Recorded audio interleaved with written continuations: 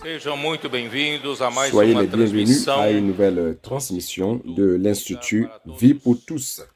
Estamos iniciando uma nova Nous sommes en train de commencer une nouvelle série qui sera le thème principal de la conférence internationale de septembre 2024.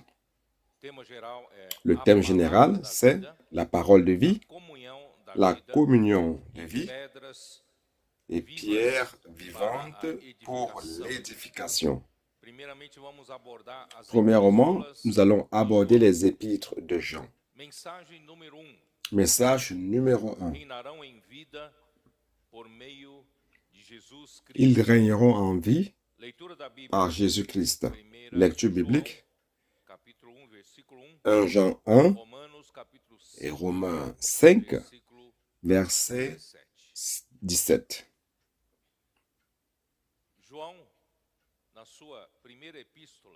Jean, dans sa première épître, commence par parler de la parole de vie. Au verset 1, il dit ceci: ce qui était dès le commencement, ce que nous avons entendu, ce que nous avons vu de nos yeux, ce que nous avons contemplé et que nos mains ont touché, concernant la parole de vie.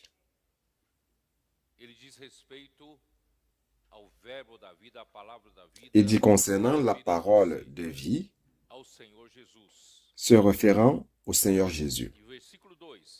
Et le verset 2, car la vie a été manifestée et nous l'avons vue, et nous lui rendons témoignage, et nous vous annonçons la vie éternelle qui était auprès du Père et qui nous a été manifestée.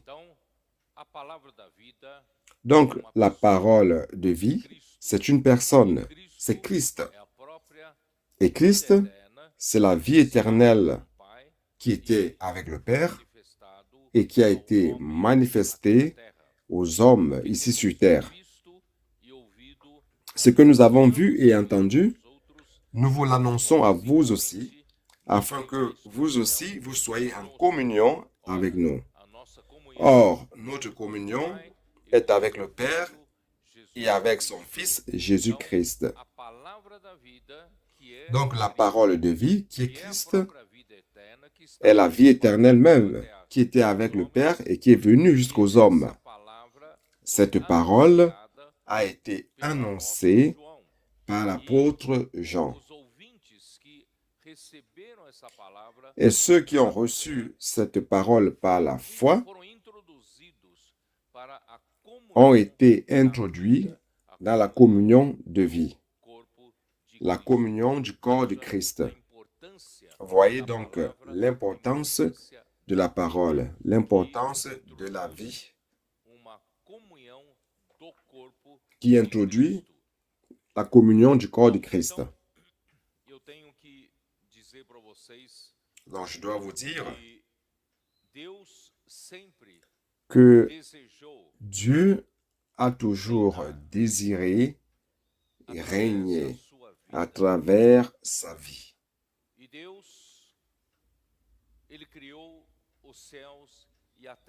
Ainsi, Dieu a créé les cieux et la terre pour établir son gouvernement. Cependant, quelque chose s'est produit, et c'est dans Genèse, chapitre 1, verset 1, qui dit ceci: au commencement, Dieu créa les cieux et la terre. Notre Seigneur créateur n'allait pas créer les cieux et la terre n'importe comment. Principalement la terre. Il n'a pas créé la terre pour qu'elle soit un chaos, mais pour qu'elle soit plutôt habitée. Cependant, quelque chose s'est produit dans l'univers. Parce que le verset 2 dit: la terre était informe et vide. Il y avait des ténèbres à la surface de l'abîme.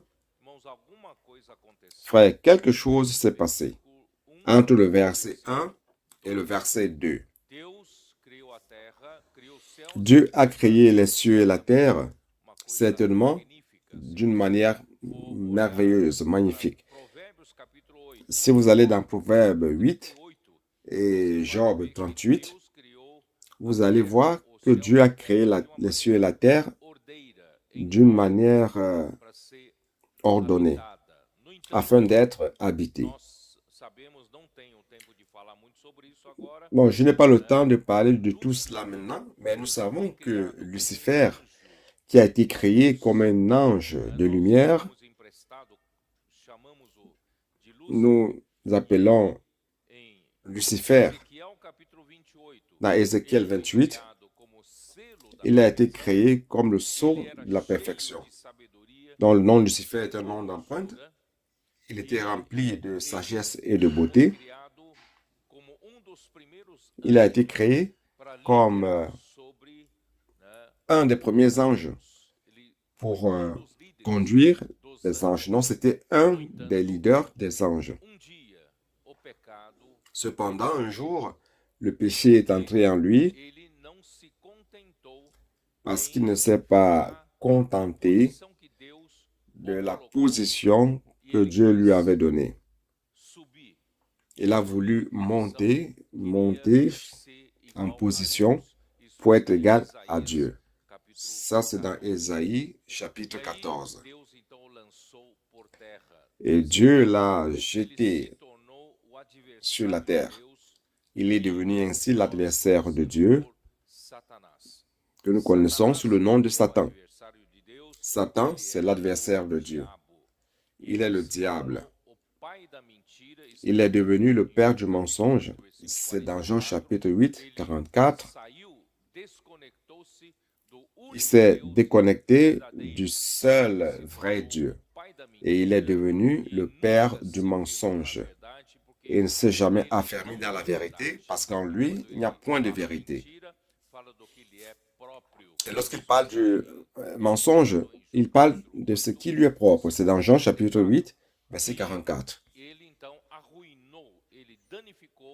Il a ainsi détruit l'univers que Dieu avait créé, même la terre. La terre qui a été créée d'une manière belle, en ordre, afin d'être habitée. Cette terre, avant que Dieu ne créât Adam, il y avait des créatures pré-adamiques qui l'ont suivi dans cette rébellion. Donc Dieu a dû juger la terre. Et la terre était sans forme. La terre était vide. La terre était un chaos inhabité. Il y avait les ténèbres sur toute la face de l'abîme. C'est quoi l'abîme? L'abîme se réfère au mar profond. Donc la terre a été recouverte d'eau et sur les eaux, il y avait des ténèbres. Ça, c'était la situation lamentable après la rébellion de Satan par rapport à la terre. Mais Dieu n'a pas désisté de son objectif éternel. Il veut établir son gouvernement dans cet univers. C'est pour cela, frère, qu'il a résolu restaurer sa création. Ce qui est dans Genèse chapitre 1, c'est la restauration de la création, de sa création. Dieu a donc voulu tourner la page. Maintenant, la nouvelle page commence ici, au verset 3. Il dit, l'Esprit de Dieu se mouvait à la superficie des eaux, au-dessus des eaux. Là où l'Esprit de Dieu survole, il y a vie. L'Esprit donne la vie. Il veut amener la vie de nouveau vers une planète sans vie. Une planète couverte par les ténèbres. Une planète qui est dans l'obscurité, remplie de morts. Et lorsque l'Esprit de Dieu survolait, il restaurait la vie. Donc la première des choses qu'il a commencé à restaurer, c'est d'apporter la lumière. Et pour que Dieu crée la lumière, c'était si facile, car il lui suffisait de dire une phrase, que la lumière soit, et la lumière fut. Voyez le pouvoir et la puissance que notre Seigneur a. Donc il est ridicule de voir comment l'homme pensait qu'il est capable de faire quoi que ce soit, de faire l'œuvre de Dieu. Non, Dieu a une grande habileté. Avec une seule parole, il a apporté la lumière. Et avec sa parole, il a formé l'univers. Ce fut ainsi durant les 6 jours de la création. Je ne vais pas détailler. Au 6e jour, à la fin du 6e jour, il a créé l'homme à son image et ressemblance. Et Genèse 2:7 nous montre que l'homme a été créé d'une manière différente de toutes les autres créatures. Premièrement, Dieu a formé l'homme de la poussière de la terre et il a soufflé dans ses narines le souffle de vie. Et ce souffle de vie est venu du Dieu éternel. Et l'Esprit de Dieu même qui est entré en l'homme, et l'homme a commencé à avoir l'esprit humain en lui. Il est devenu une âme vivante. Dans notre esprit, nous avons notre esprit humain et l'âme qui n'est pas faite de la poussière de la terre. Ce qui est fait de la poussière de la terre, c'est notre corps. Ce que nous avons à l'intérieur de nous vient du Dieu éternel, du souffle du Dieu éternel. Pourquoi? Parce qu'il a créé une habitation. Il s'est créé une habitation en nous. Donc notre esprit, c'est un lieu, un vase, un récipient pour recevoir le Dieu éternel qui est vie à l'intérieur de nous. C'est ça la différence chez l'homme. Hier, avec la communion, j'ai dit aux frères de Rio que Satan qui a été créé d'une manière si parfaite, plein de sagesse et de beauté, et à la fin, lui qui était si habile et parfait, s'est rebellé contre l'Éternel. Donc, pour que Dieu crée un homme qui puisse faire la volonté de Dieu, il fallait que l'homme soit créé encore avec une plus grande habileté que Lucifer. Mais Dieu n'a pas créé l'homme avec une grande habileté. Mais selon Hébreux 2, il a créé un tout petit peu au-dessous des anges. Mais il a quelque chose que les anges n'ont pas. C'est que l'homme a son esprit, l'esprit de l'homme, qui a été formé à travers le souffle divin comme un habitacle pour recevoir Dieu en lui. Donc, l'habileté ne vient pas de l'homme, l'habileté vient de Dieu. Ça doit être Dieu lui-même. Donc, grâce à Dieu, 2 Corinthiens 4, là, Paul dit que nous avons ce trésor dans le vase de terre. Donc, notre vase est un vase de terre, mais nous sommes un récipient capable de contenir Dieu, le Dieu Tout-Puissant. Donc, frères, ne vous fiez pas au vase. Ne vous fiez pas à votre habileté. Mais fiez-vous au Dieu qui est à l'intérieur de vous. Il est le Dieu Tout-Puissant. Ainsi, Dieu créa l'homme. Et Dieu voulait il voulait gouverner à travers l'homme, la terre. Chapitre 1, 26, on voit, il dit, que Dieu dit, faisons l'homme à notre image, selon notre ressemblance, et qu'il domine sur les poissons de la mer, sur les oiseaux du ciel, sur le bétail, sur toute la terre et sur tous les reptiles qui rampent sur la terre. C'est-à-dire que l'objectif de Dieu, en créant l'homme, c'était d'établir l'homme comme celui qui allait rétablir la domination sur la terre. Mais pas l'homme à proprement parler, mais Dieu à l'intérieur de l'homme. Donc, l'homme devait recevoir Dieu comme vie. Et qu'est-ce qu'il a fait? Verset 9, chapitre 2 de Genèse, dit que l'Éternel Dieu fit pousser du sol des arbres de toute espèce agréables à voir et bons à manger, et l'arbre de la vie au milieu du jardin, et l'arbre de la connaissance du bien et du mal. C'est-à-dire que Dieu a montré l'intention qu'il avait en créant l'homme. C'était que l'homme puisse dominer la terre, assujettir la terre, dominer la terre afin qu'il gouverne à travers lui. Mais comment? Il fallait que l'homme reçoive Dieu comme vie à l'intérieur de soi. Ainsi, ce Dieu, comme vie, plein de pouvoir et de puissance, pouvait exercer la domination sur la terre à travers l'homme.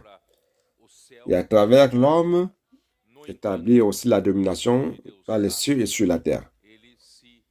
Donc l'ennemi de Dieu savait cela et il allait par avance vers l'homme avant que l'homme ne reçoive la vie de Dieu en soi par l'arbre de la vie. Donc pour le gouvernement de Dieu, comprenez ceci, le gouvernement de Dieu, ce n'est pas comme un gouvernement sur la terre, comme vous le voyez. Les gouvernements de la terre, ce sont des gouvernements terrestres sans vie. Mais Dieu veut établir son gouvernement en vie. C'est totalement différent. Alors, qu'est-ce qui s'est passé? L'ennemi de Dieu est venu de manière anticipée, de manière innocente, car le serpent, à cette époque-là, n'était pas encore un animal dangereux. C'était quelque chose d'innocent. Il est venu, étant représentant la corporification de Satan, et a fini par tromper Ève qui a mangé l'arbre de la connaissance du bien et du mal, dont Dieu avait dit de ne pas manger. Dieu avait dit, le jour où l'homme mangera de l'arbre de la connaissance du bien et du mal, certainement mourra. Mais le serpent a réussi à tromper l'homme, à l'induire à la désobéissance à Dieu. Je ne veux pas beaucoup détailler cela, car il y aura un message pour détailler plus. Frère, qu'est-ce qui s'est passé? Lorsque l'homme a désobéi contre la parole de Dieu, l'homme a ouvert la porte de ce monde nouveau, repaginé. Dans ce monde nouveau, Satan n'en fait pas partie, ou alors n'en faisait pas partie. Mais lorsque le serpent a trompé Ève et Adam, qui ont désobéi contre la volonté de Dieu en mangeant l'arbre de la connaissance du bien et du mal, ça a ouvert une porte. C'est dans Romains 5, verset 12. Jetez-y un coup d'œil.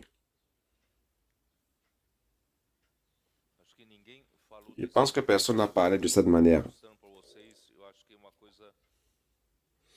Je crois que c'est quelque chose d'inédit. Car notre idée du monde corrompu par Satan existait lorsque Dieu a fait la récréation, lorsqu'il a restauré sa création. Mais dans ce monde nouveau, il ne faisait pas encore partie de cela. C'est pour cela qu'au verset 12 du chapitre 5 de Romains, il est dit, « C'est pourquoi, comme par un seul homme, le péché est entré dans le monde. » C'est-à-dire que le péché n'était pas encore entré. Dans ce monde qui a été repaginé, recréé par Dieu, Satan n'en faisait pas partie. Mais l'homme a ouvert la porte. La chute de l'homme a ouvert la porte. Et qu'est-ce qui est entré? Le péché. Et par le péché, qu'est-ce qui est entré d'autre? La mort. Ainsi, la mort s'est étendue sur tous les hommes, parce que tous ont péché. Frères, ça c'était la grande tragédie de l'humanité. L'homme a ouvert cette porte pour que l'ennemi de Dieu entre avec le péché, la mort. Il a établi dans ce monde un système organisé, sans vie. Vous comprenez?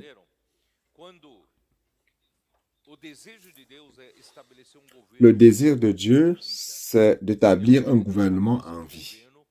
Un gouvernement dans lequel il règne à travers l'homme par le moyen de la vie.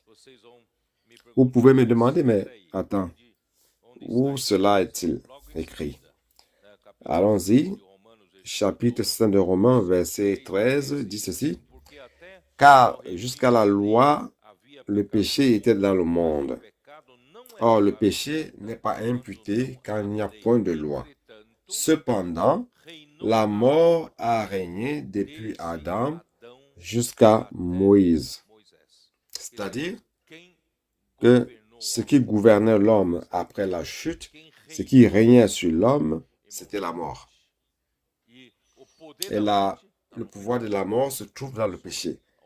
L'homme a ouvert la porte, le péché est entré, et la mort s'est invitée par le péché. Et la mort règne dans ce monde. C'est pour cela, frère, qu'un gouvernement sans vie va mener à la mort. Le péché et la mort.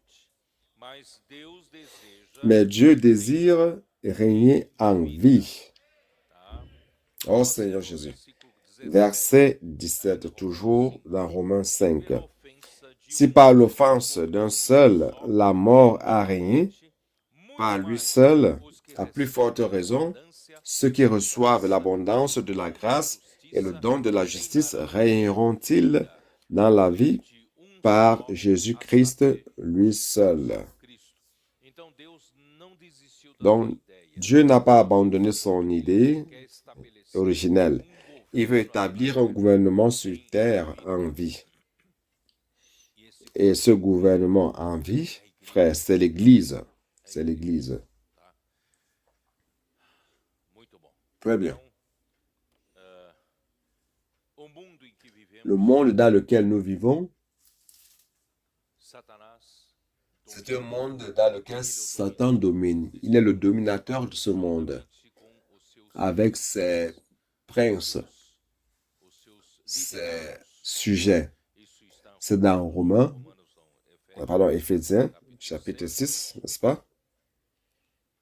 Éphésiens, chapitre 6, verset 12. Car nous n'avons pas à lutter contre la chair et le sang, mais contre les dominations, contre les autorités, contre les princes de ce monde de ténèbres, contre les esprits méchants dans les lieux célestes. C'est-à-dire que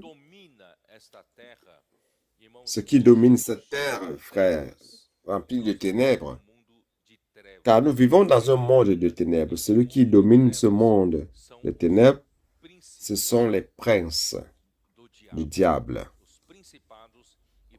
Les dominations, les autorités, qui sont les forces spirituelles du mal ou les esprits méchants dans les lieux célestes.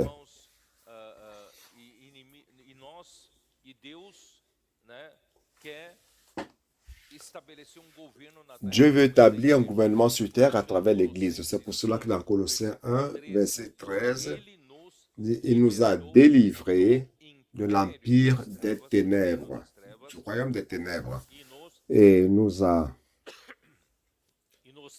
transportés vers le royaume du Fils de son amour. Ce royaume, c'est le royaume en vie, le royaume où Dieu gouverne à travers sa vie. Donc, frère, comme il est important d'avoir la vie de Dieu restaurée parmi nous. Frère, c'est pour cela que notre Seigneur Jésus est la vie éternelle même. L'homme doit recevoir cette vie, l'arbre de la vie. Et comment l'homme parvient à recevoir la vie? Frère, c'est pour cela, frère, qu'il est la parole de vie. La vie est abstraite. Comment pouvez-vous recevoir la vie? C'est à travers la parole. Et cette parole, c'est le Seigneur Jésus lui-même. C'est pour cela que dans Jean 1, chapitre 1, dit, au commencement était la parole. La parole était avec Dieu, la parole était Dieu.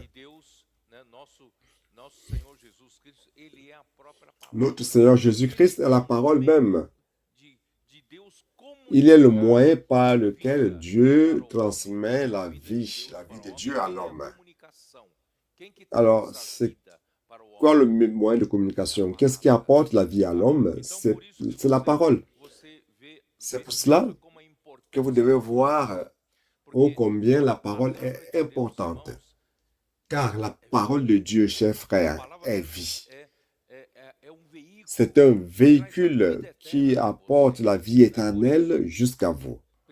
C'est pour cela que dans 1 Jean 1, ce que nous avons vu, ce que nous avons connu dès le commencement, ça c'est la parole de vie. Et cette parole de vie, c'est la vie éternelle elle-même. Dieu veut nous donner cette vie. Il veut restaurer son gouvernement en vie. Au Seigneur Jésus. Et l'ennemi de Dieu, c'est cela. Car tout le travail de Dieu commence par la vie. Et il commence à détruire cela. Nous tous, frères, nous sommes nés dans ce monde systématisé par le diable. Nous tous, nous sommes sous cette organisation sans vie.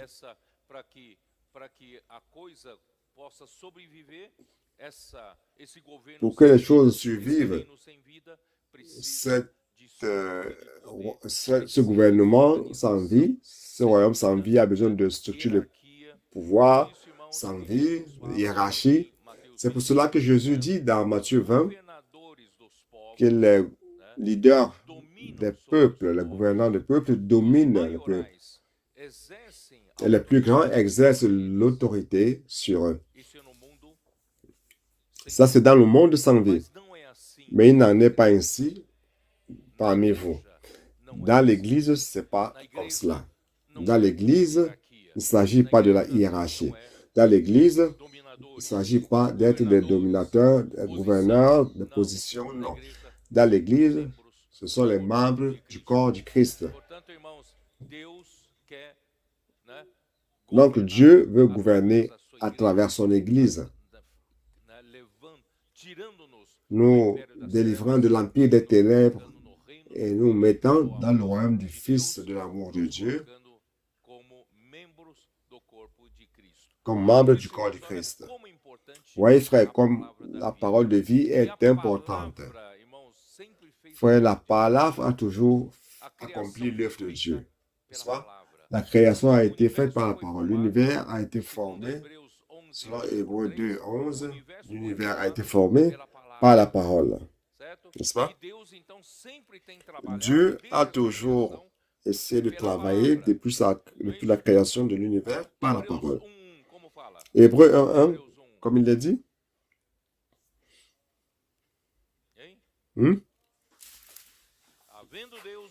Après avoir autrefois, à plusieurs reprises et de plusieurs manières, parlé. Frère, lorsque Dieu parle, l'œuvre est accomplie. N'est-ce pas? Donc, après avoir autrefois, à plusieurs reprises et de plusieurs manières, parlé, c'est bien qu'il parle. Parce qu'il parle, l'œuvre est accomplie. Dieu a parlé à plusieurs reprises et de plusieurs manières à nos pères. Et à qui? Par qui? Par les prophètes. Dieu, dans ces derniers temps, nous a parlé par le Fils. Le Fils est Christ. Et aujourd'hui, le Fils continue de parler, mais à travers ses prophètes. Les prophètes du Fils. Donc, frère, l'ennemi de Dieu, c'est cela. Il a toujours fait en sorte que l'homme doute du canal qui nous apporte la parole de Dieu. Car Dieu ne parle pas à travers un grand mégaphone céleste. Il utilise un homme pour nous parler. Dieu avait essayé de parler au peuple d'Israël directement. Vous vous rappelez? Dieu a parlé sur le mont Sinaï avec des éclairs, tonnerres, sons de trompettes. C'était quelque chose que le peuple d'Israël n'avait pas supporté. Ils avaient peur. Et c'est eux-mêmes qui ont demandé à Moïse, ont dit, Moïse, ils ont dit à Moïse, Moïse, parle toi-même à Dieu, nous avons peur. Toi, tu parles à Dieu et après, tu nous transmets ce que Dieu veut nous dire. Et Moïse a parlé à l'Éternel, et l'Éternel a commencé à utiliser ce moyen. Donc, Moïse est devenu le prophète de Dieu. Il est devenu la bouche de Dieu. Cependant, Moïse étant un homme utilisé par Dieu pour annoncer la parole de Dieu, les gens remettaient cela en question. L'homme a toujours eu ce problème. Satan connaît cette fragilité, cette vulnérabilité.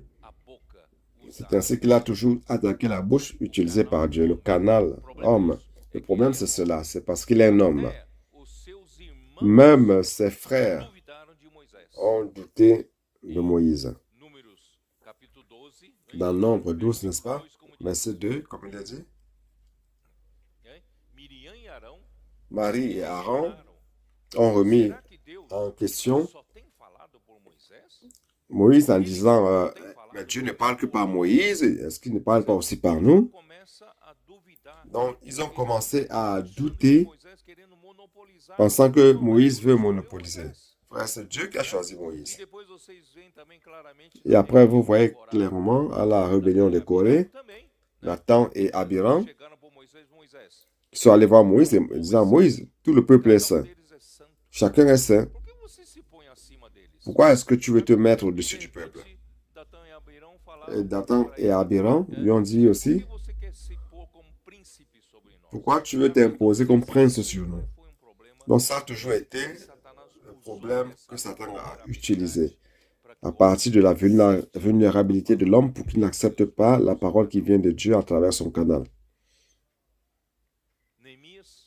Néhémie a lutté avec tout le voisinage de la Judée pour construire les murailles de Jérusalem. Il a été attaqué dès le commencement. Il y avait une opposition violente dès le commencement, mais il a persévéré fort. Il n'a pas arrêté l'édification des murailles. Et à un moment, les ennemis lui ont apporté une lettre ouverte disant, ah, écoutez, Néhémie veut être roi sur la Judée, roi sur les Juifs. Ça a toujours été comme cela et ça sera toujours comme cela. Ce sont les attaques de l'ennemi pour annuler la parole de Dieu qui produit l'œuvre de Dieu. Même le Seigneur Jésus lui-même, lorsque nous avons vu l'évangile de Jean, tout l'évangile de Jean, vous voyez, au commencement était la parole était Dieu, la parole était avec Dieu,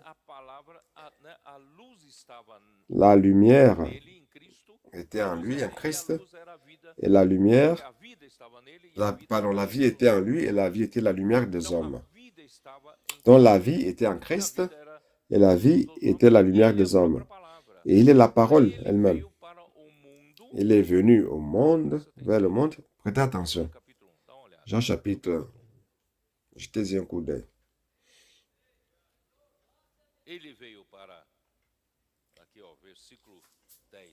Verset 10. Le Verbe, la parole, était dans le monde. Le monde a été fait par elle. Et le monde ne l'a point connu.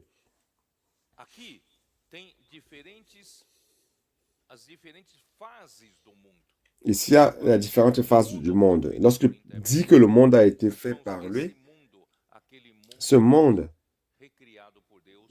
est recréé par Dieu, repaginé. Et dans ce monde-là, frère, tout va bien. Mais après, il dit, et le monde ne l'a point connu. Quel est ce monde qui ne l'a point connu? C'est le monde après la chute de l'homme. J'ai raison, oui ou non?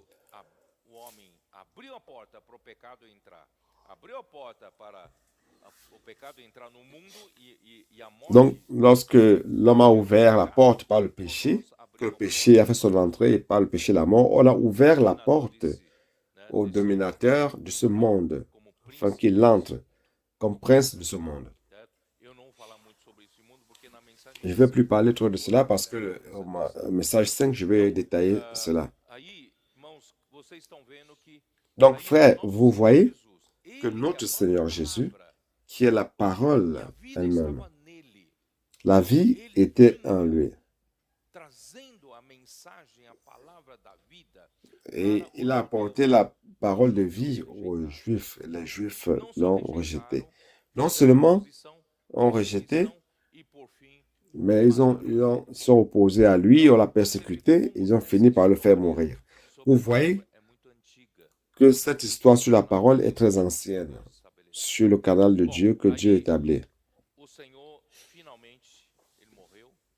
Donc le Seigneur finalement est mort, il a accompli la rédemption éternelle, il est ressuscité, il est devenu l'Esprit qui vivifie.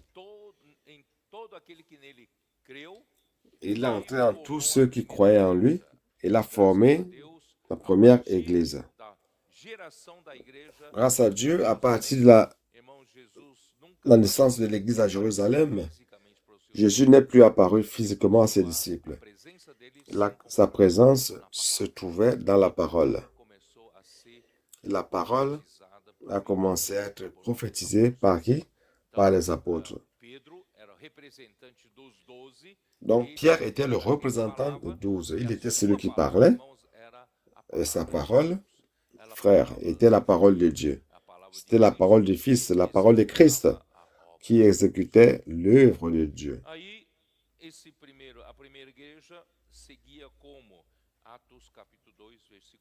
Donc, comment fonctionnait la première église, Acte 2, 42?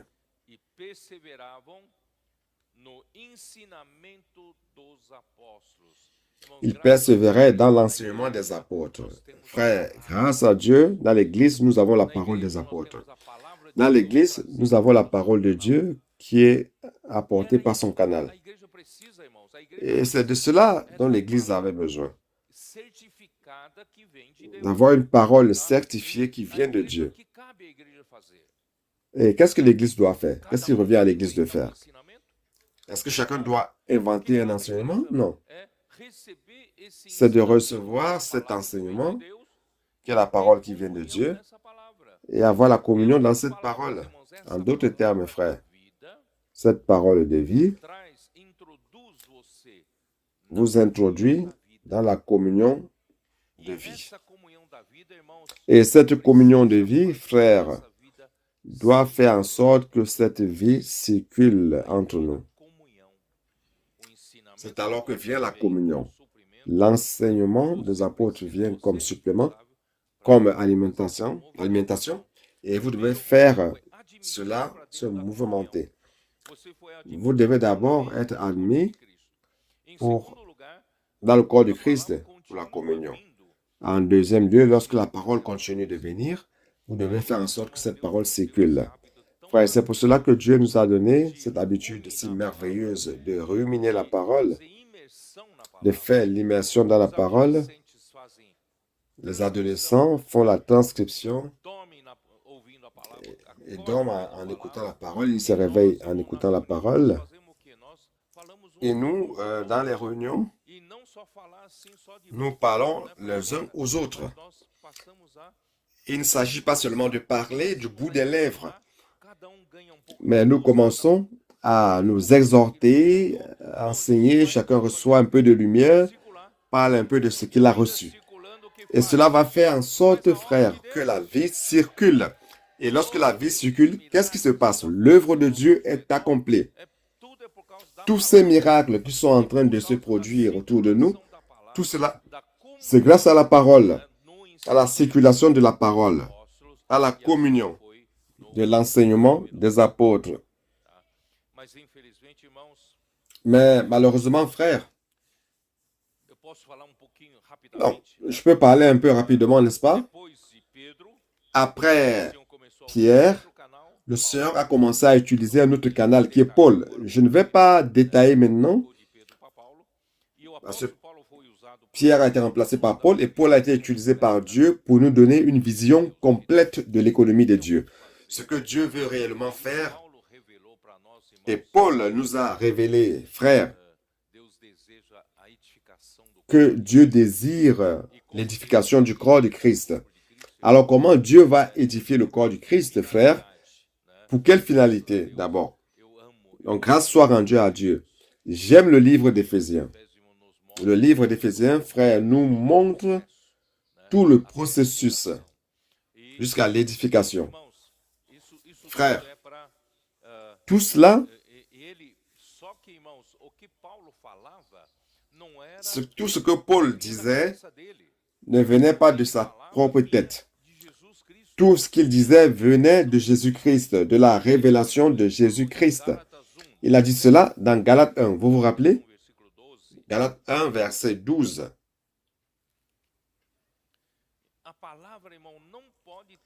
Frère, la parole ne doit pas avoir comme origine l'homme. Sinon, ça ne va pas résulter dans un gouvernement en vie. Seule la parole qui vient de Dieu est vie. Donc, Galates chapitre 1, verset 11-12. Je vous déclare, frères, que l'évangile qui a été annoncé par moi n'est pas de l'homme.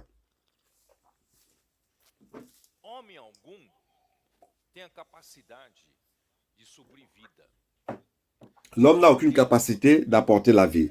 Seul Dieu peut donner la vie. Christ est la vie éternelle.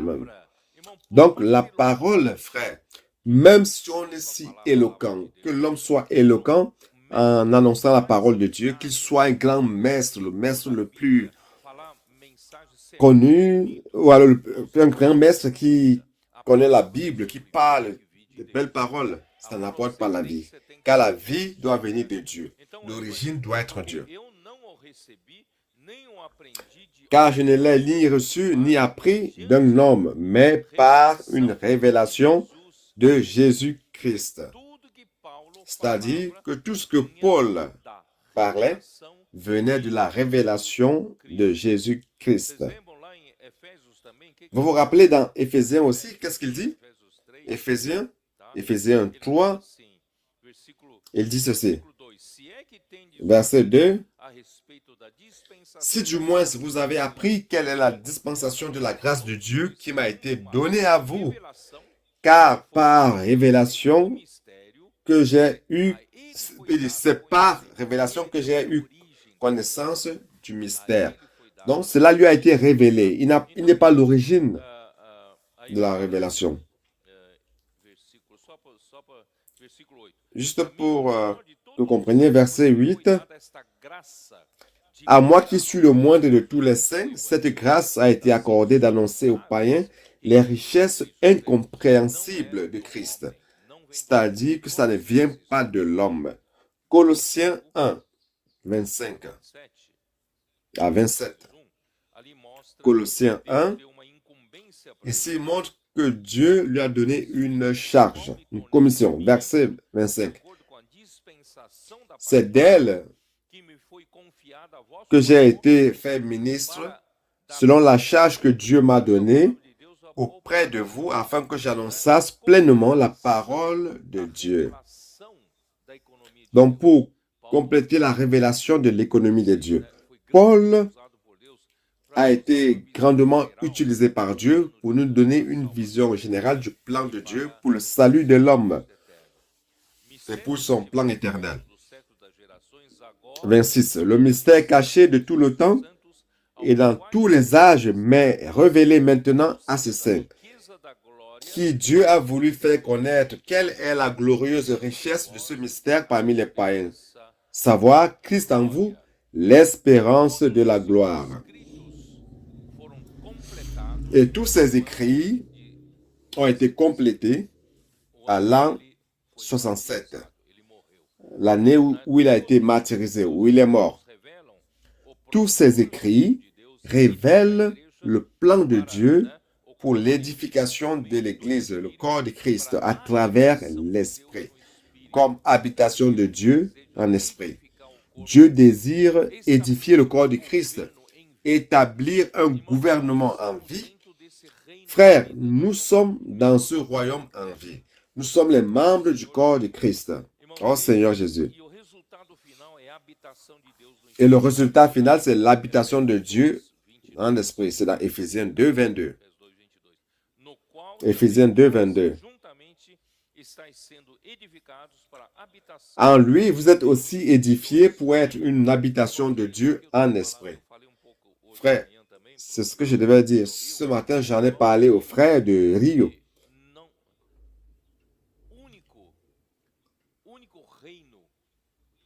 Que le seul royaume, le seul gouvernement parfait, c'est le gouvernement en vie.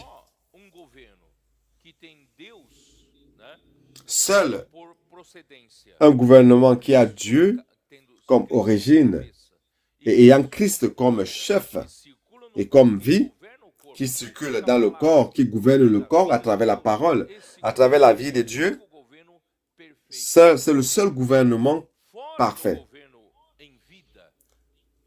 Hors de cela, hors du gouvernement en vie, nous avons des organisations. Nous aurons besoin des organisations. Tout ce monde, c'est un monde organisé, un monde systématisé, un monde sans vie où tout doit avoir une structure de puissance, de pouvoir, une hiérarchie. Il faut qu'il y ait des dominateurs et des dominés, c'est-à-dire qu'on a besoin de tout un organigramme pour que tout fonctionne. Et nous sommes nés dans cet organigramme, dans ce système du monde. Frère, aucun système sans vie de gouvernement est parfait. C'est pour cela que cette discussion existe. Ah, je suis de la droite, parlant politiquement. Je suis de la gauche. Ah, je suis en faveur de la démocratie. Je suis en faveur du capitalisme. Je suis en faveur du socialisme, du communisme. Frère, il y a peut-être un régime politique meilleur que l'autre, mais rien n'est parfait. Chaque gouvernement a des grandes failles, des grands défauts.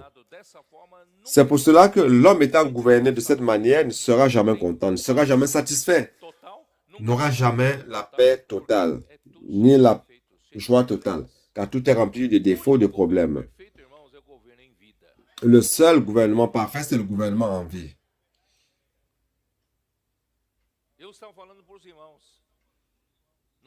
Je disais aux frères, nous sommes déjà en août. En octobre, nous allons à Johannesburg.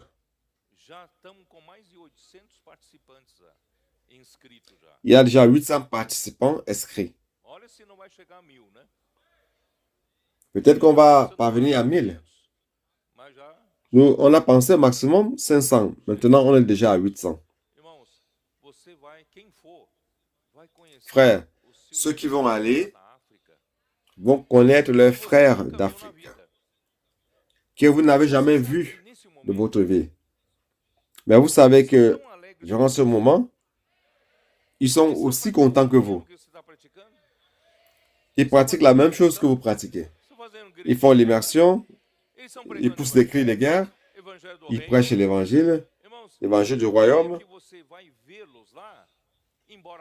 Frère, le jour que vous allez les voir là-bas, bien qu'il y aura un choc de culture, nous sommes bien différents d'eux, mais vous allez sentir un amour.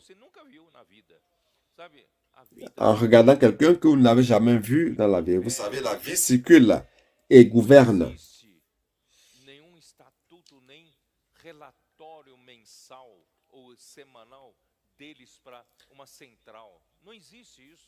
Il n'existe pas de rapport mensuel qu'ils doivent envoyer par mois pour les contrôler. Ça n'existe pas. On ne peut pas les contrôler. Non seulement l'Afrique. Il y a les frères d'Europe aussi. Il y a les frères d'Asie. N'est-ce pas? Vous avez les frères de l'Océanie, le Mexique, l'Amérique centrale. Vous savez que nous sommes en train de nous établir au Panama. Les colporteurs sont en train de faire un travail très beau au Panama. Corée et Japon. Des cultures totalement différentes. Dans le monde, tout cela entre en conflit, mais dans l'Église, c'est la vie de Dieu qui circule. Nous sommes gouvernés par la vie.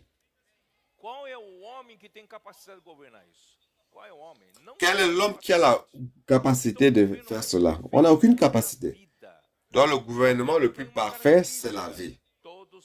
Mais il y a une caractéristique, c'est que tous reçoivent la même parole. Ça, c'est le premier prérequis. Si on ne reçoit pas la même parole de Dieu qui circule, frère, ça ne produit pas l'unité. Ça ne produit pas ce gouvernement. Et grâce à Dieu, c'est en train de se produire, c'est-à-dire le gouvernement en vie. Donc, c'est quelque chose que je voulais dire. Donc, l'apôtre Paul a eu son ministère qui a été atteint par la concurrence des judaïsants de Jérusalem qui voulaient introduire les pratiques juives dans l'Église. Et cela a nui à son ministère. Les pensées démocratiques de la culture grecque, car dans ces cultures, chacun démocratiquement a la liberté de choisir le prédicateur qu'il voulait écouter ou suivre. Tout comme il recevait les philosophes et choisissait quelle ligne philosophique il devait suivre. Il pensait que dans l'Église, ça devait être comme cela aussi. Mais dans l'Église, ce n'est pas comme cela. Oh Seigneur Jésus. C'est pour cela que Paul a dit, lorsque j'étais parmi vous, Corinthiens, je n'ai rien voulu savoir sinon Christ et Christ crucifié. Je ne suis pas venu parmi vous avec des paroles de sagesse ou des ostentations de langage, des paroles persuasives de sagesse humaine. Non. Car si je parlais selon la sagesse humaine, votre foi sera appuyée sur la sagesse humaine. Mais je veux que votre foi soit appuyée sur la parole de Dieu qui est la puissance de Dieu, frère. La parole de Dieu a la puissance. La parole de l'homme n'a pas de puissance, n'a pas de pouvoir. Alors, Paul, après avoir été libéré de la prison romaine en l'an 64, il a dû demander à Timothée de rester à Éphèse. Allons jeter un coup d'œil rapidement.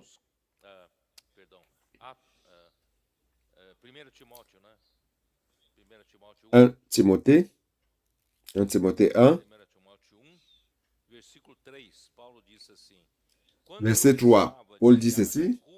Je te rappelle l'exhortation que je te fis à mon départ pour la Macédoine lorsque je t'engageais à rester à Éphèse afin de recommander à certaines personnes de ne pas enseigner d'autres doctrines. C'est-à-dire qu'ils n'enseignent pas différemment. N'apportez pas un autre enseignement, car l'Église primitive persévérait dans l'enseignement des apôtres. Un seul enseignement. Dans Éphèse, il y avait d'autres personnes qui voulaient apporter d'autres enseignements. Et Paul dit à Timothée, Timothée, va là, car cela peut causer la confusion, pour que la circulation de la parole ne se perde pas. Et de ne pas s'attacher à des fables et à des généalogies sans fin. Donc ces fables, ce sont les mythes juifs hébraïques des générations antérieures, qui transmettent de génération en génération. Tous ces mythes, les fables et les généalogies sans fin, qui produisent des discussions plutôt qu'elles n'avancent l'œuvre de Dieu dans la foi. C'est-à-dire, l'œuvre de Dieu dans la foi, ça ne produit pas l'œuvre de Dieu. Cette conversation vaine, ces discussions, ces belles paroles d'autres enseignements, qui viennent d'autres enseignements, ne produisent pas l'œuvre de Dieu dans la foi. Oh Seigneur Jésus. Justement, dans Éphèse, quand vous voyez Acte 19, Paul y a passé 3 ans, n'est-ce pas? Acte 19, 10.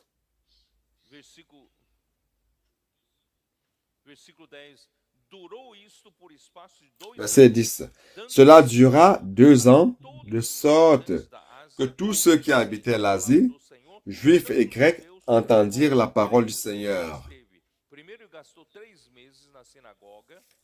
Donc, il a d'abord passé 3 mois dans la synagogue et après il a loué un espace où il a passé 2 ans enseignant la parole pour parler de toute l'économie de Dieu, le plan de Dieu d'une manière complète à tous ceux de l'Asie. Il a passé plus de temps là auprès de ceux de l'Asie. Et ce sont eux finalement qui ont fini par l'abandonner. Il est resté 3 ans parce qu'au chapitre 20, il est dit, oh Seigneur, verset 31, il dit ceci. Veillez donc, vous souvenant que durant 3 années, je n'ai cessé nuit et jour d'exhorter avec larmes chacun de vous. Donc au total, il a passé 3 ans à Éphèse avec ceux de l'Asie. Et c'est justement ceux de l'Asie, en l'an 67, qui ont abandonné Paul. Oh Seigneur Jésus.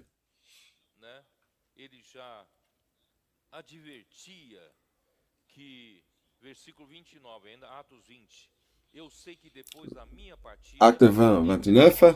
Je sais qu'il s'introduira parmi vous après mon départ des loups cruels qui n'épargneront pas le troupeau. Vous savez, ce sont les personnes qui ne sont intéressées que par leur objectif personnel.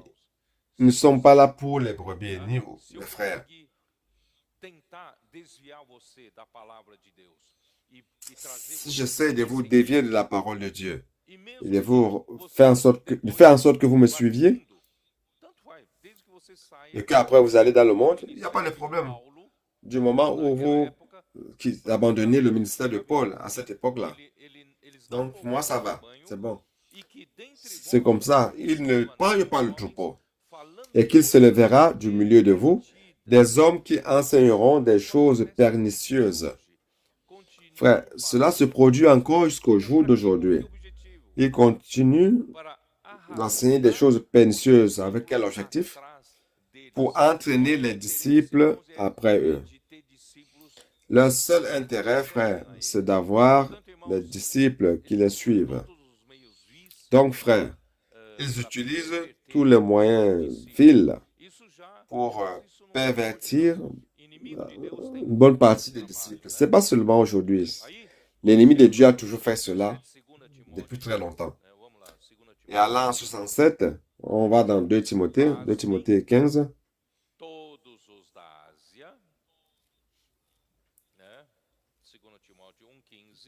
Tous ceux de l'Asie, 2 Timothée 1,15. 2 Timothée 1,15.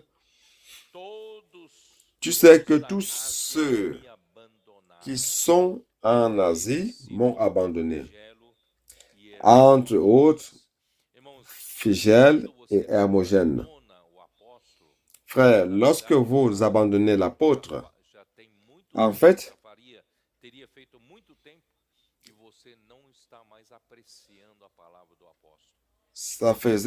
ça veut dire qu'il y a longtemps que vous n'appréciez plus la parole de l'apôtre et que vous ne considérez plus que sa parole était la parole de Dieu.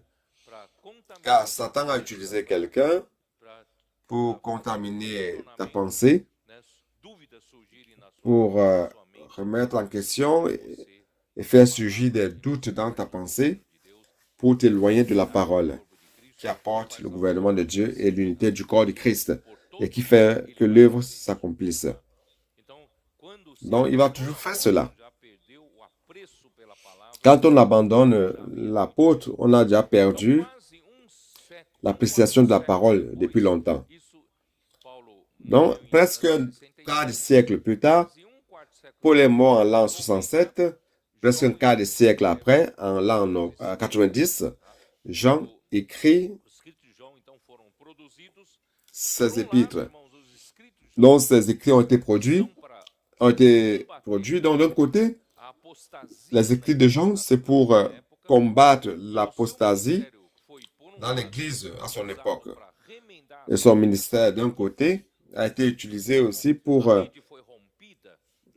rafistoler les filets qui avaient été rompus à l'époque de Paul encore.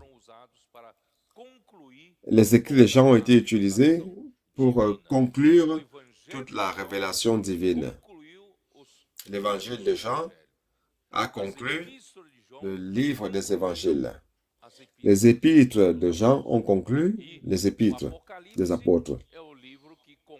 Et Apocalypse, C'est le livre qui conclut toute la Bible. Donc, son ministère, c'était un ministère conclusif. Donc, avec le filet rompu, beaucoup d'enseignements différents et des hérésies sont entrés dans l'Église. Si bien que Jean a lutté pour que l'Église revienne vers la vérité. C'est dans 2 Jean 1, jetez-y un coup d'œil. 2 Jean 1,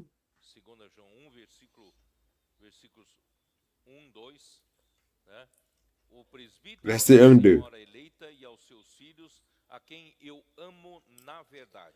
L'ancien a crié à l'élu et à ses enfants que j'aime dans la vérité. Et ce n'est pas moi seul qui les aime, mais aussi tous ceux qui ont connu la vérité, à cause de la vérité qui demeure en nous et qui sera avec nous pour l'éternité. Verset 4. J'ai été fort réjoui de trouver de tes enfants qui marchent dans la vérité, selon le commandement que nous avons reçu du Père. Frères, l'Église ne va terminer à accomplir la volonté de Dieu que lorsque l'Église marchera dans la vérité. Alors, comment marcher dans la vérité? Comment est-ce qu'on marche dans la vérité? Vous vous rappelez de Jean 17, Jésus priait le Père en disant, sanctifie-les dans la vérité. Ta parole est la vérité. Frère, c'est la parole. La parole sanctifie l'Église. Et la parole introduit la vérité. C'est pour cela que dans Éphésiens 5, n'est-ce pas? Éphésiens 5,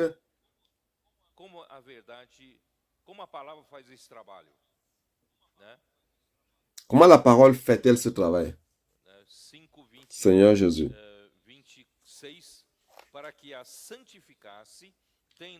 5,26, afin de la sanctifier, après l'avoir purifiée par le baptême et l'eau, baptême de la parole. Donc, comment marchons-nous aujourd'hui dans la vérité? Par la parole que nous recevons. La parole que nous recevons, c'est la vérité elle-même. Et cette vérité vient comme de l'eau qui lave son Église, enlevant tous les éléments qui ne sont pas de Dieu et mettant les éléments de Dieu, la vérité de Dieu, la réalité divine à l'intérieur de nous. Frère, mais ça, c'est pas tout simplement un enseignement. Ça ne vient pas seulement par la doctrine. En disant, ah, vous devez marcher par la vérité. Dans le passé, vous savez, moi, j'ai traversé tout cela. Marcher dans la vérité, dans la sainteté, dans la grâce. J'ai essayé tout cela. Mais grâce à Dieu, frère, la seule manière qui fonctionne, vous savez, c'est quoi? C'est inculquer la parole dans le cœur.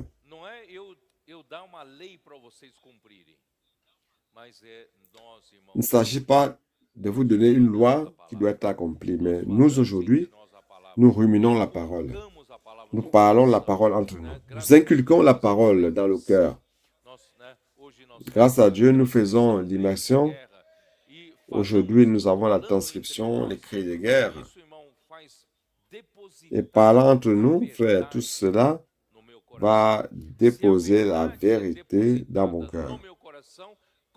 Si la vérité est déposée dans mon cœur, alors comme conséquence, je vais marcher dans la vérité. Vous comprenez? Donc, il ne s'agit pas seulement de connaître la vérité, mais la vérité doit être constituée en moi à travers les répétitions, à travers ruminer, l'immersion. Ainsi, je veux marcher dans la vérité. Nous avons découvert la voie, frère. Vous êtes content? Moi, je suis content. Ça, c'est la voie qui te fait marcher dans la vérité. Grâce soit rendue à Dieu. Oh Seigneur Jésus. Et marcher dans la vérité, marcher dans l'amour.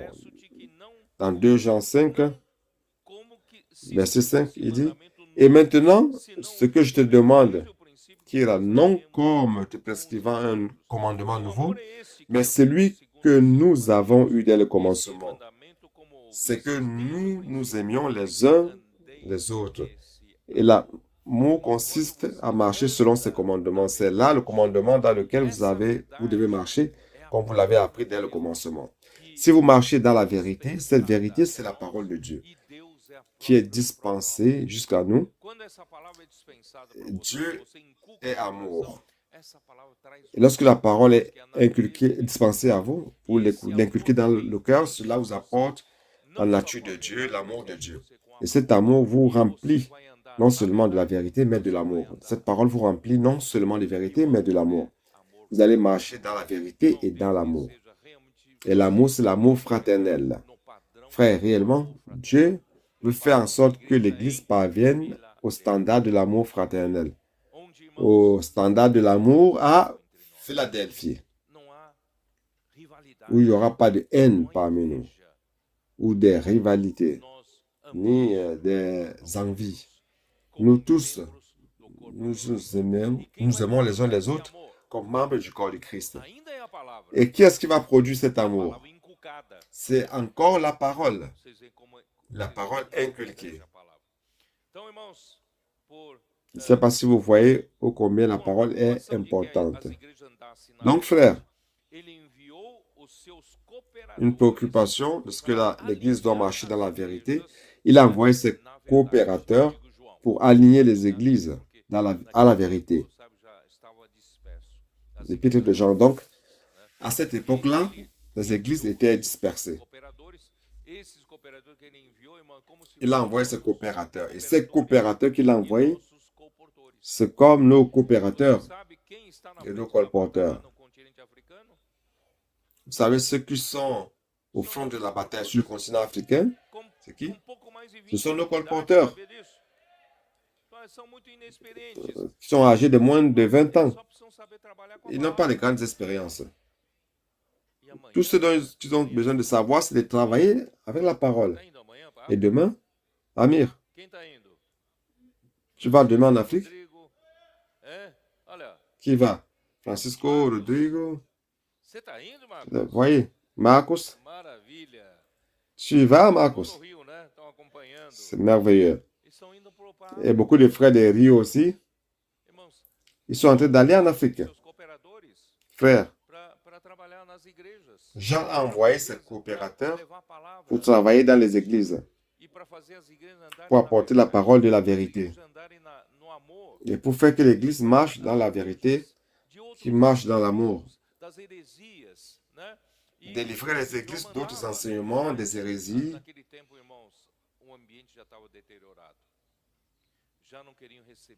À cette époque, l'ambiance était détériorée.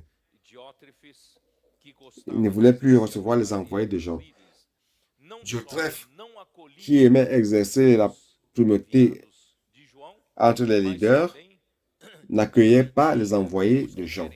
Mais aussi, il empêchait que ceux qui voulaient accueillir, il faisait en sorte que ceux-là soient expulsés de l'Église, ceux qui accueillaient. Donc, vous vous rendez compte qu'à l'époque de Jean, il n'y avait plus d'attachement à la parole.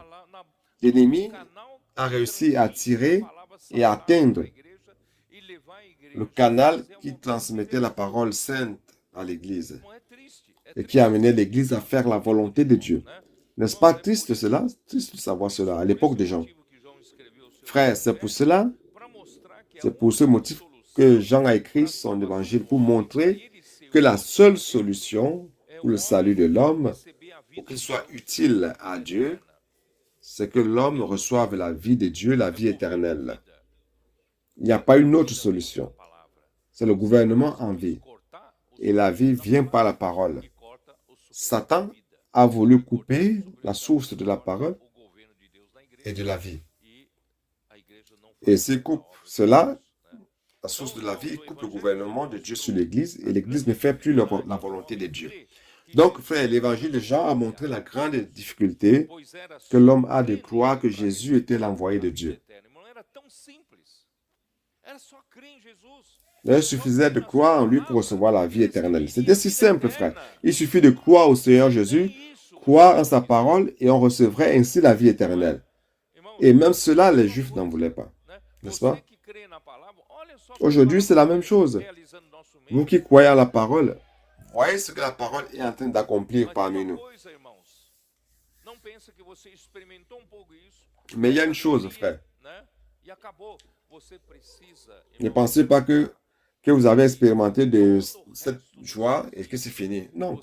Vous devez lutter afin que durant le restant de votre jour, que vous puissiez suivre de près la parole.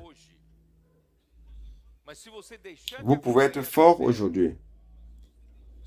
Mais si vous arrêtez de suivre de près, Satan va mettre des vers dans votre tête.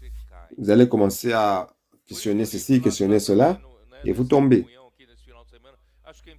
C'est pour cela qu'à la communion du week-end, j'ai lu 1 Corinthiens 10, n'est-ce pas? Je vais vous lire cela. 1 Corinthiens 10. J'ai lu au frère de Rio.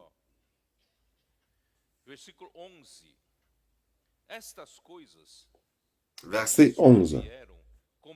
Ces choses leur sont arrivées pour servir d'exemple, et elles ont été écrites pour notre instruction, à nous qui sommes parvenus à la fin des siècles. Frères, ces exemples ne sont pas les exemples positifs. Ce sont ceux qui sont tombés dans le désert. Ce sont ceux qui se sont éloignés de la parole de Dieu vivant. Ils sont tombés dans l'immoralité.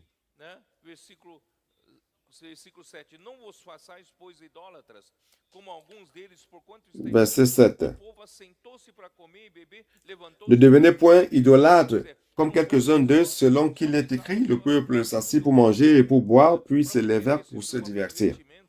Ils ne recherchaient que leurs propres intérêts, leurs propres divertissements. Subvenir à leurs besoins émotionnels. Frère, non. Nous devons vivre pour la volonté du Seigneur. C'est pour cela que le Seigneur vous a élevé, vous a suscité. Et vous êtes aujourd'hui ceux qui apprécient la parole. Vous aimez la parole. Mais, n'arrêtez jamais de suivre de près. Tous ceux qui se sont éloignés, vous pouvez voir qu'ils ont le même profil. Ils ont arrêté de suivre de près. Alors, suivre de près. La conférence internationale est proche. L'inscription se termine cette semaine. Peut-être que vous avez déjà mis dans votre tête en disant « Ah, je n'irai pas cette fois-ci. » Est-ce que c'est votre volonté ou la volonté de Dieu? N'est-ce pas? Donc, frère, allons réfléchir une fois de plus. Allons dire au Seigneur, Seigneur, qui est-ce qui gouverne ma vie? Est-ce que c'est moi ou Christ? Le Seigneur veut que vous accompagniez de près la parole. Vous savez que ce n'est pas la même chose de suivre de près, par la télé, que d'être là en présence. Il est clair que si vous ne pouvez pas être présent, parce que nous n'arrivons pas à suivre toutes les conférences de manière présentielle, mais si ce n'est pas le cas, le Seigneur va toujours vous alimenter, même en suivant à distance.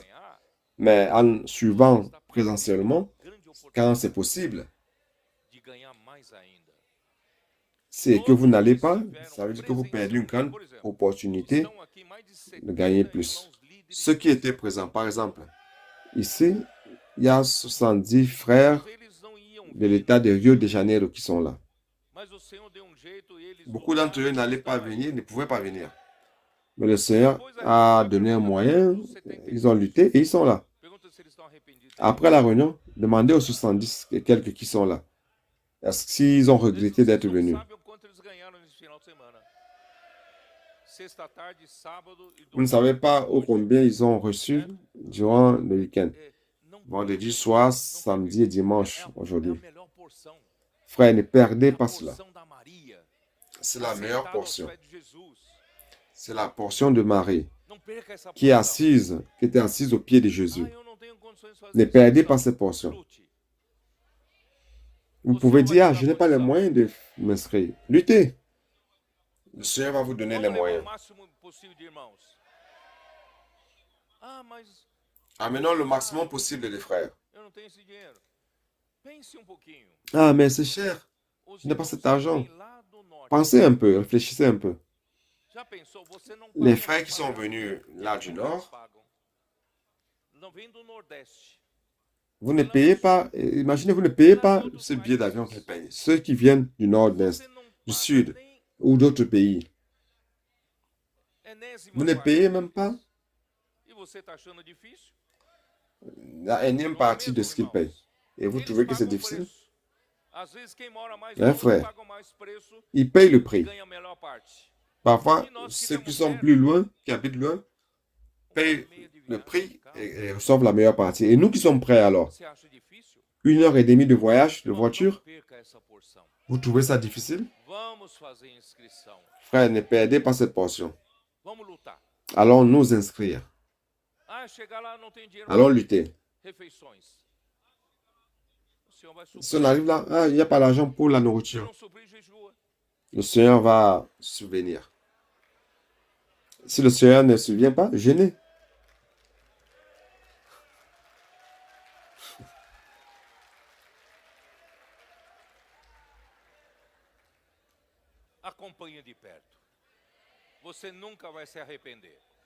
Suivez de près. Vous n'allez jamais vous repentir. Vous allez vous maintenir sain. Vous allez vous maintenir en guerre, comme un combattant que Satan ne va pas vaincre. Allons lutter pour le royaume de Dieu. Je n'aime pas trop parler, mais je veux parler du témoignage de ces deux frères Francisco et Rodrigo qui sont parmi nous, vous le savez. Je pense que ça fait 1 an et demi ou 2 ans qu'ils suivaient de très près la parole. Ils ont commencé à suivre l'œuvre du Seigneur. Et frère, qu'est-ce qui s'est passé? Leur vision par rapport à l'œuvre a totalement changé. Non seulement ça a changé, ils ont commencé à se donner l'argent, l'énergie, le temps. Ils sont allés plusieurs fois en Afrique du Sud pour nous aider à préparer le lieu. Ils sont allés déjà en Corée pour aider les frères là-bas à établir l'œuvre du Seigneur en Corée. Ils nous ont accompagnés dans plusieurs pays pour les conférences.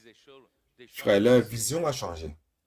Là, vous pouvez demander, est-ce qu'ils ont arrêté,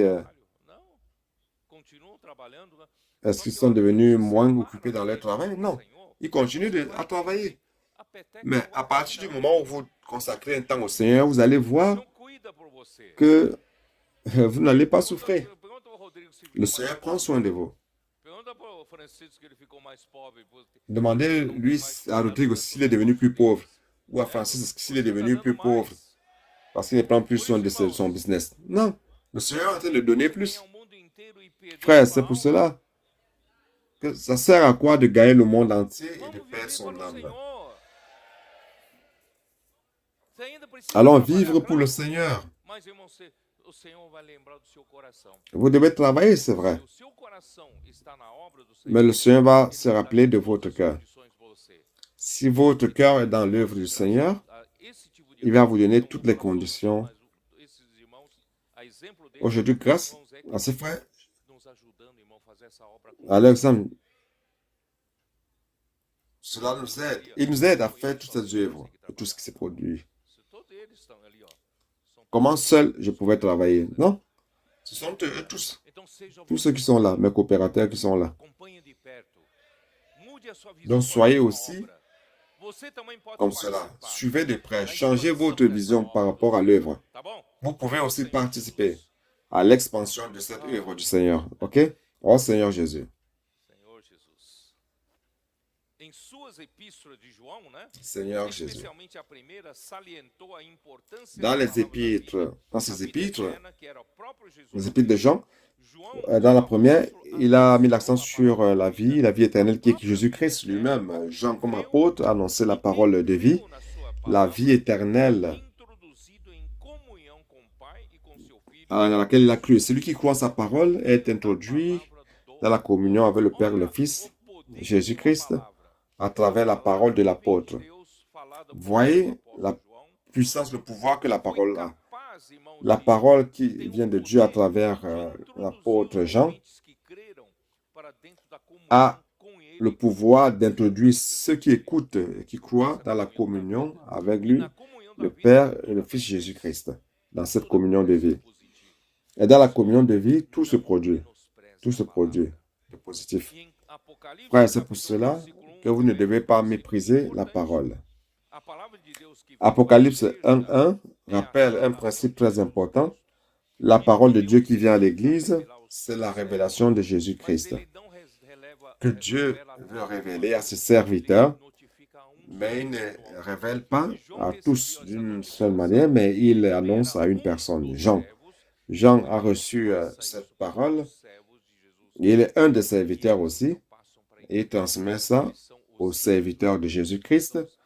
Et ceux-ci transmettent à l'Église. Ils sont les anges des églises, les messagers. En fait, frères, nous tous, nous sommes tout simplement des messagers.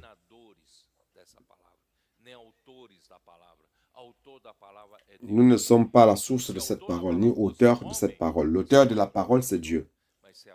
Si l'auteur de la parole était l'homme, cette parole ne fonctionnerait pas. Mais si l'auteur est Dieu, alors nous sommes simplement des messagers. Oh Seigneur Jésus. Si l'Église croit avec simplicité la parole qui est révélée à travers son canal choisi à chaque époque, Dieu ferait son œuvre par la puissance de sa parole et l'Église sera édifiée et le royaume de Dieu viendra sur terre. Vous croyez en cela? Non, c'est simple.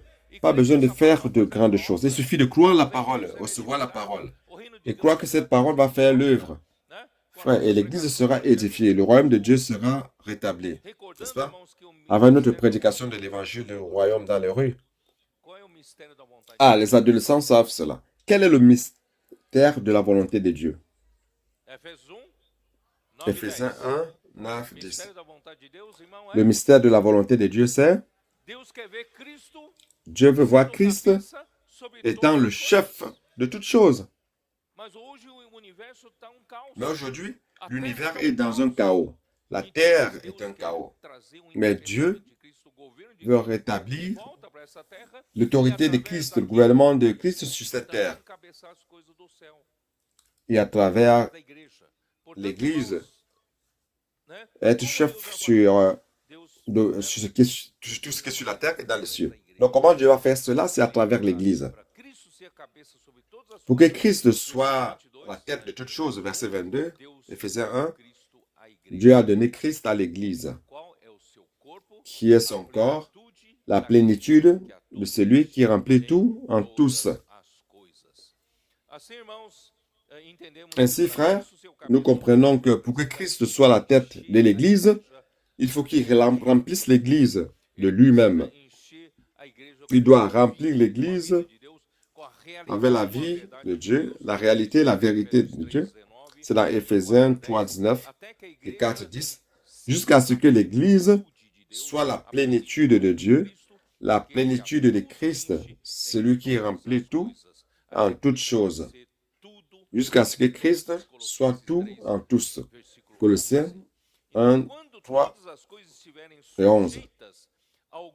Quand toute chose sera soumise au gouvernement de Christ à la fin du millénaire, le Fils lui-même, allons-y, 1 Corinthiens 15. En parlant comme cela, je n'arrive pas à graver cela dans votre tête. Donc, allons lire. 1 Corinthiens 15.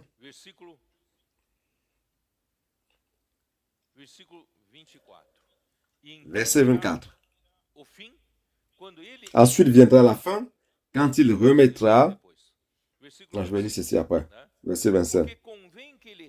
Car il faut qu'il règne jusqu'à ce qu'il ait mis tous les ennemis sous ses pieds. Le dernier ennemi qui sera détruit, c'est la mort. Dieu, en effet, a tout mis sous ses pieds, mais lorsqu'il dit que tout lui a été soumis, il est évident que celui qui lui a soumis toutes choses est accepté. C'est-à-dire que le Père n'est pas soumis au Fils. À l'exception du Père, tout doit être soumis sous le gouvernement du Fils.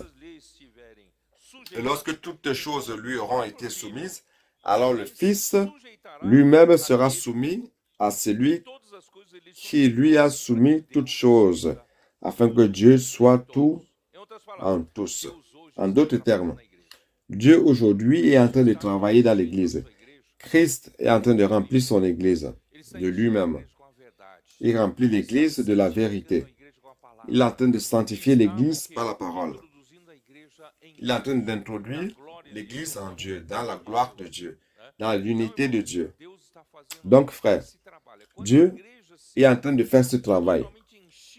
Lorsque l'Église sera totalement remplie de Christ, de la vérité de Dieu, de la réalité de Dieu, frère, alors l'Église sera la plénitude de Christ, la plénitude de celui qui remplit tout en tous. Ainsi, l'Église sera utilisée pour que Christ soit la tête de toutes choses, dans les cieux et sur la terre. Frère, cela va se produire, premièrement, lorsqu'à la fin de notre ère, il va réussir à faire ce travail en nous. Nous qui? Nous, l'Église à Philadelphie. Pas toute la chrétienté.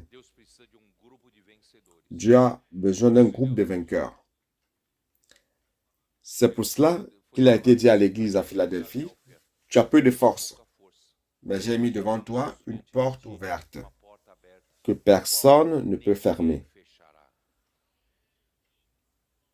Frère, c'est par cette Église à Philadelphie qu'il y a peu de personnes. Ce n'est pas une Église puissante. Frère, c'est cette Église qui attire le regard de Dieu, car c'est cette Église qui va apporter la fin, qui va prêcher l'évangile du royaume, qui aura premièrement toute cette réalité que Dieu espère. Frère, il s'agit de nous. Si vous et moi ne luttons pas, qui est-ce qui va apporter la fin? Nous rendons grâce à Dieu.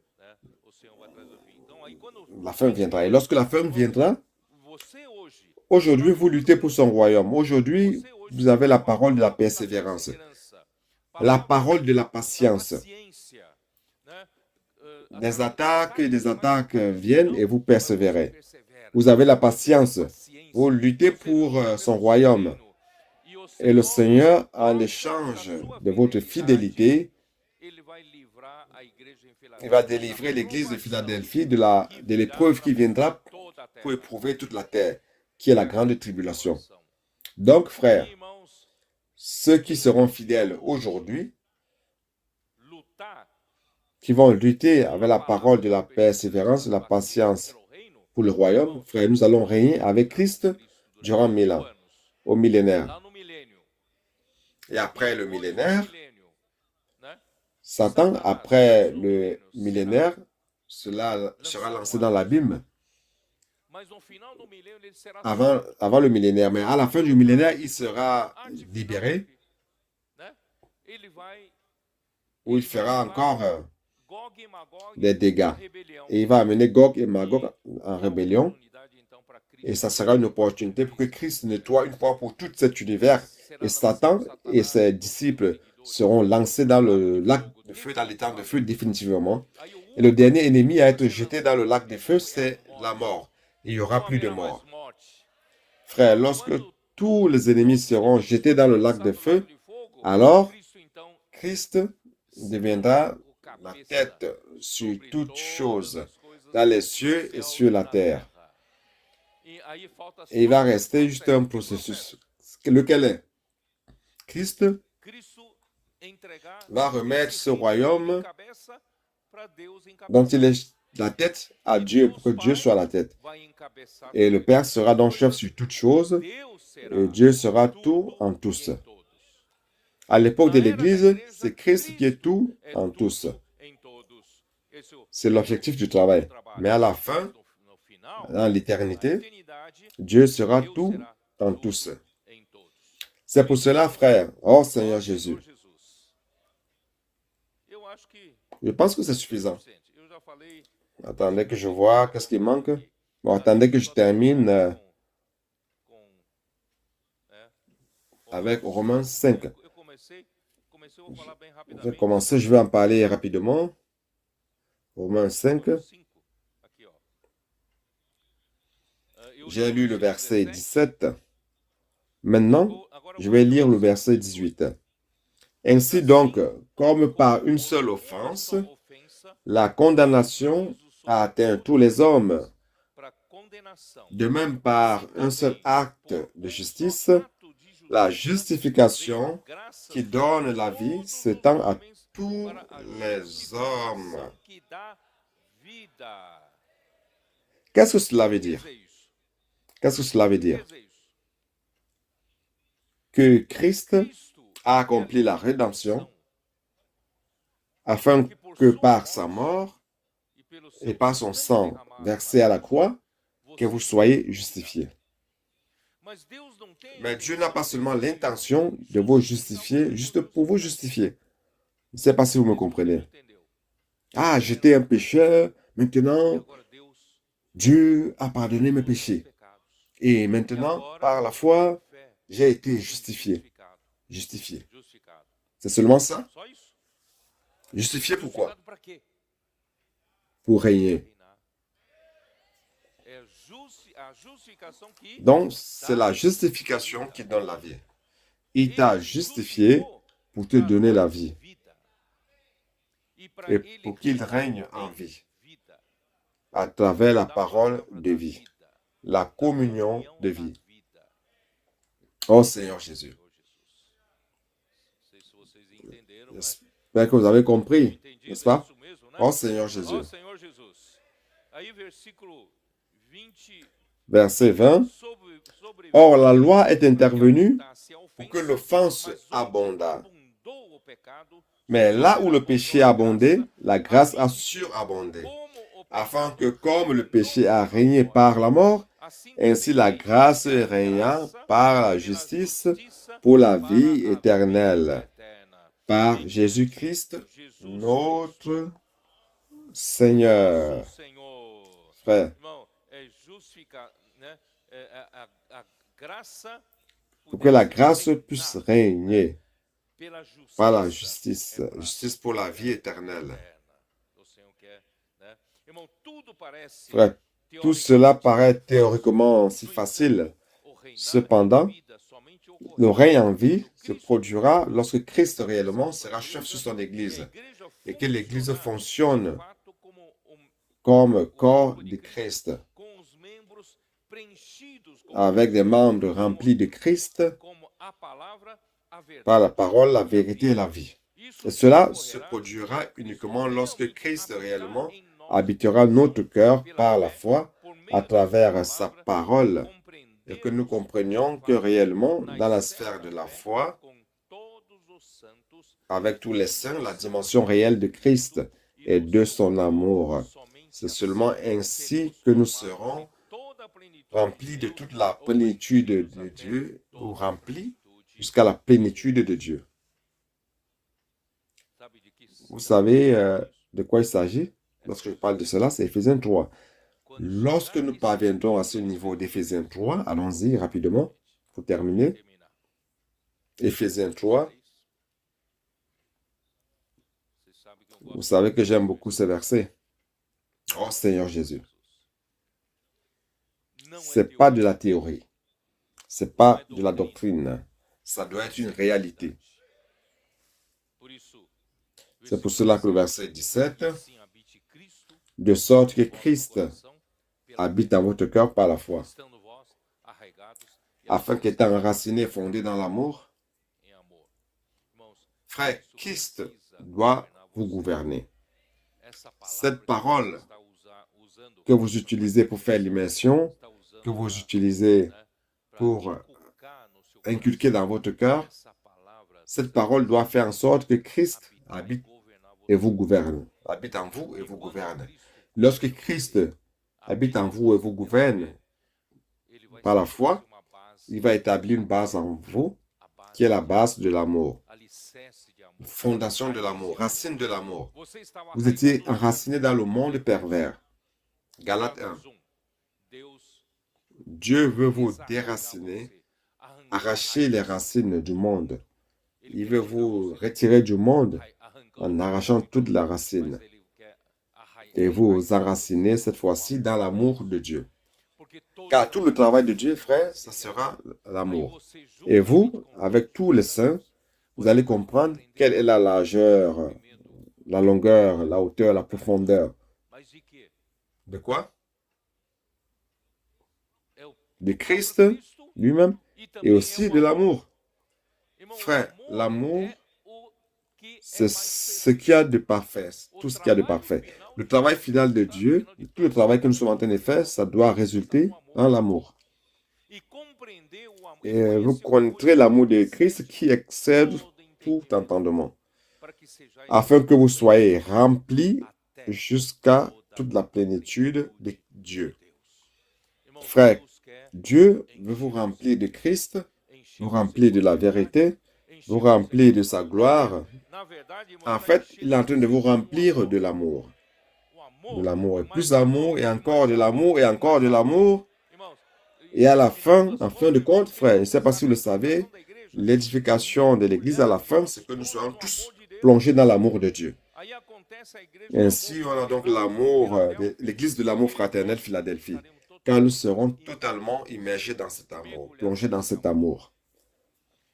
Vous croyez que ce jour-là, lorsque vous ne serez plus dans ce corps, nous serons avec Christ. Vous allez vous sentir plongé dans l'amour de Dieu. Je vais donner un petit exemple. Quand vous plongez dans la piscine, c'est comme si vous plongez dans une piscine, mais à la place de l'eau, c'est l'amour. Vous allez vous sentir si embrassé par l'amour, comme jamais vous n'avez été aimé. Vous allez vous sentir si aimé, cet amour de Dieu qui vous embrasse. Cet amour qui vous embrasse, vous vous sentez immergé dans cet amour. Non seulement vous seul, mais vous comme membre du corps du Christ, avec tous les frères. Frères, nous serons tous liés, tellement liés. Il y a des gens qui me demandent, frère Pedro, est-ce que ce jour-là, je vais reconnaître la personne que j'aime dans cette vie? Mon mari, mon épouse, ma femme, mes enfants. Il est clair, on va reconnaître. On ne va pas perdre cette mémoire. Mais j'ai dit, vous n'allez pas sentir un manque. Est-ce que vous savez pourquoi vous n'allez pas sentir un manque? La relation intime que vous avez avec ces personnes sera surpassée. Parce que ce jour-là, notre lien sera plus fort. Nous serons liés par l'amour de Dieu. Vous savez, c'est à cela que le Seigneur nous conduit. Frère, aujourd'hui, nous expérimentons un tout petit peu. Nous sommes plongés dans cet amour à travers les frères, l'amour fraternel. Nous servons ensemble, nous travaillons ensemble, nous faisons l'immersion ensemble. Le Seigneur est en train de produire l'amour en nous. Bien qu'aujourd'hui, nous n'atteignons pas encore cette perfection, mais ce jour-là, nous allons comprendre ce que c'est. La perfection qui est en train de venir. Frère, comme il est bon d'aimer la parole de la vie, la communion de la vie qui fait circuler la vie entre nous. Et Dieu va nous faire parvenir jusque-là. Vous savez, Dieu dépend de vous. Allons mettre nos épaules, notre cœur. Seigneur, ma vie n'a de sens que si je vis pour cet objectif de Dieu. Allons vivre pour l'œuvre du Seigneur, l'expansion, ramener le Seigneur. C'est ça qui vaut la peine. Amen. Jésus est le Seigneur.